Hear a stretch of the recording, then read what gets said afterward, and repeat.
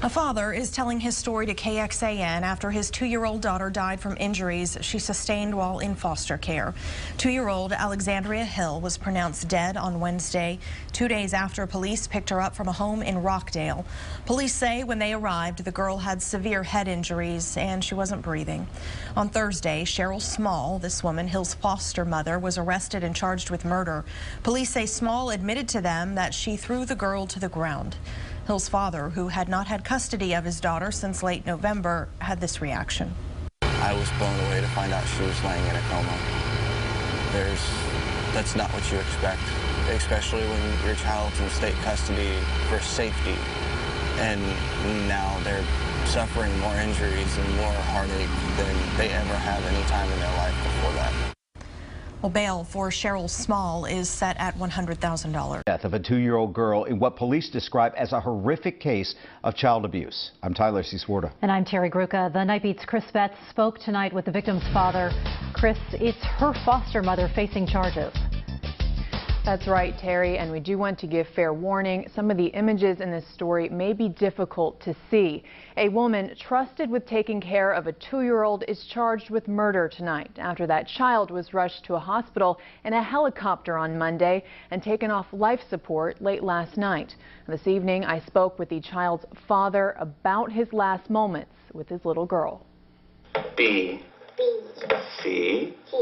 He never thought his visit with her Thursday would be his last. We got to sit down at McDonald's and have lunch and play for a while. She got a little Despicable Me 2 toy in her Happy Meal, and she loved it. And she kept climbing up in my lap, and she fed me French fries, and it's a lot of fun. On Monday night, Joshua Hill's daughter, Alexandria, or Alex as they like to call her, was rushed to a hospital with severe head injuries and immediately placed on life support. I can't even describe it. Alex was living with foster parents after CPS removed her from her parents' home last November for neglectful supervision. Hill admits they were smoking pot when their daughter was asleep. We never hurt our daughter. She was never sick. She was never in the hospital. She never had any issues until she went into state care. For 2 months, Alex was placed in a home that Hill says was dangerous. She would come to visitation with bruises on her and mold and mildew in her bag. It got to a point where I actually told CPS that they would have to have me arrested because I wouldn't let her go back. In January, CPS placed her with this woman, Cheryl Small. Hill says things seemed safe there. They listened, they paid attention when we had concerns. They tried to keep us in the loop, but in the end it wasn't enough. Hill got the call Monday night that his daughter was in a Temple hospital. They wouldn't tell me what condition she was in or what was wrong or what had happened, anything. The only thing they would tell me is I needed to be there. And when I got there, it was about 1 o'clock in the morning, and I found out that Alex was in a coma. For 2 days, they held out hope she would regain consciousness.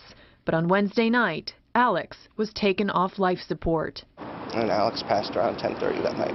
Detectives say Small's explanation didn't match Alex's injuries, and on Thursday, they charged the foster mother with murder. Hill says he was less than 4 months away from getting Alex back, and now he'll never get the chance. After police were called to Alex's foster home in Rockdale Monday, CPS removed another child in the home. Small was arrested today and her bond is set at $100,000. Just heartbreaking.